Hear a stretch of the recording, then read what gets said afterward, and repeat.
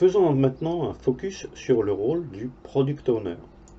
Donc le Product Owner, il est redevable de maximiser la valeur du produit résultant du travail de l'équipe Scrum. Ça, c'est vraiment une déclaration du guide Scrum, c'est ce qui est écrit noir sur blanc. Il est redevable de maximiser la valeur du produit. C'est de sa responsabilité personnelle. Mais le Product Owner, il est également redevable de la gestion efficace du backlog de produits. Donc il a vraiment deux grandes responsabilités, le Product Owner. C'est gérer le backlog de produits et maximiser la valeur du produit. D'ailleurs, c'est en gérant efficacement le backlog de produits que le Product Owner va être le mieux en capacité de maximiser la valeur du produit. C'est en organisant bien son backlog qu'il va pouvoir tirer le maximum de valeur de son produit avec des contraintes qui sont fixes. Il peut avoir une équipe de développement plus ou moins performante, des parties prenantes plus ou moins performantes et agréables. C'est le rôle du Product Owner, dans ces conditions, de maximiser la valeur du produit. Donc pour gérer efficacement son backlog de produits, il doit formuler et communiquer explicitement l'objectif du produit. Ça, c'est vraiment essentiel pour un Product Owner, s'assurer que l'objectif du produit est compris.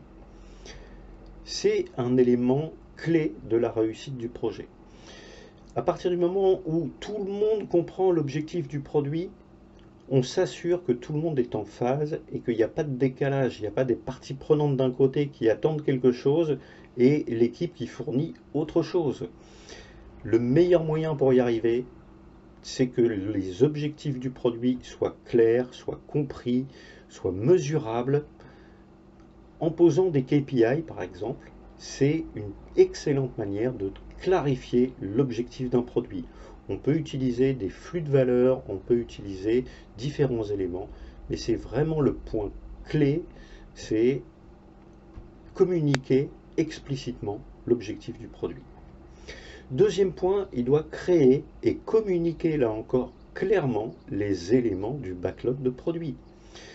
Donc le guide Scrum ne nous parle pas de user story, il nous parle d'éléments ou d'items, puisqu'on peut retrouver dans le backlog de produits des éléments plus ou moins affinés. Je peux avoir un besoin utilisateur et je peux aussi décomposer ce besoin en une ou plusieurs user stories si j'ai envie d'utiliser le format user story. Mais ce n'est pas une obligation dans Scrum d'utiliser le format user story. Il doit ordonner ces éléments dans le backlog de produits. Alors historiquement, on a eu différents termes utilisés pour illustrer à peu près la même chose, c'est-à-dire l'organisation du backlog de produits.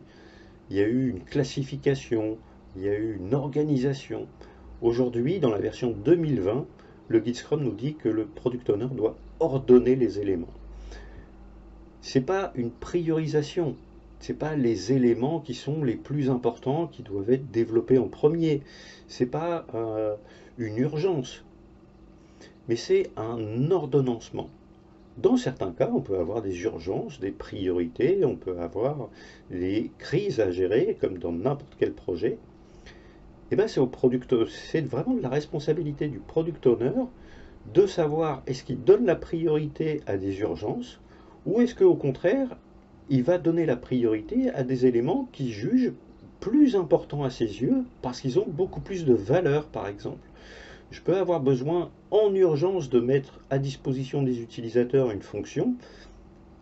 Aux yeux du Product Owner, l'urgence, c'est peut-être pas la priorité. Donc c'est lui qui est responsable d'ordonner les éléments dans le backlog de produits et d'organiser de cette manière-là son plan de release. De quelle manière on va développer des nouvelles fonctionnalités, lesquelles on va commencer à mettre à disposition des utilisateurs en premier et en fonction de quelle priorité. Ça c'est vraiment le rôle du Product Owner. Enfin, il doit s'assurer que son backlog de produits est transparent, visible et compris. C'est-à-dire concrètement, si le Product Owner il s'appuie sur une solution comme Jira, par exemple, qui est aujourd'hui très utilisée pour gérer des backlogs de produits, il doit s'assurer que tout le monde peut y accéder, que tout le monde peut comprendre qu'est-ce qui se passe dans Jira. c'est quoi la différence entre le backlog de produit et le backlog de sprint? Il doit s'assurer que tout ça, c'est vraiment bien compris. Une des bonnes pratiques, ça consiste à présenter le backlog de produit et la manière dont il évolue au travers des revues de sprint successives. Ça crée vraiment de la confiance entre les parties prenantes et l'équipe Scrum, puisque les parties prenantes voient que ça avance, que le backlog de produit se vide. Si les parties prenantes ne comprennent pas ça, s'ils ne voient pas qu'il y a un plan de release, très vite on peut passer à des sentiments de panique, et ça va créer de l'urgence, ça va créer des situations qui ne sont pas saines pour le product owner. Donc dernier point sur le product owner, c'est une personne physique. Un product owner, c'est pas un groupe de personnes, c'est pas une entité, c'est vraiment un individu. Et il n'y a qu'un et un seul product owner par produit. Et le product owner est vraiment le seul responsable du produit. Si j'ai un backlog de produits, ben j'ai forcément un product owner, et si j'ai un product owner, j'ai forcément un backlog de produits. Mais j'ai bien un seul product owner par backlog de produits et un seul backlog de produits par product owner. Donc si on revient sur notre infographie Scrum, le product owner, on voit qu'il est impliqué à différents endroits dans le Scrum Framework. C'est le patron du backlog de produits, on le voit là à gauche. Il participe au sprint planning, il participe au sprint, il participe à la revue de sprint, il participe à la rétrospective de sprint.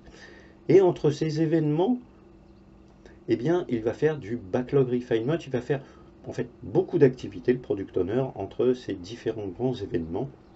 Mais on verra ça vraiment plus en détail dans une autre vidéo.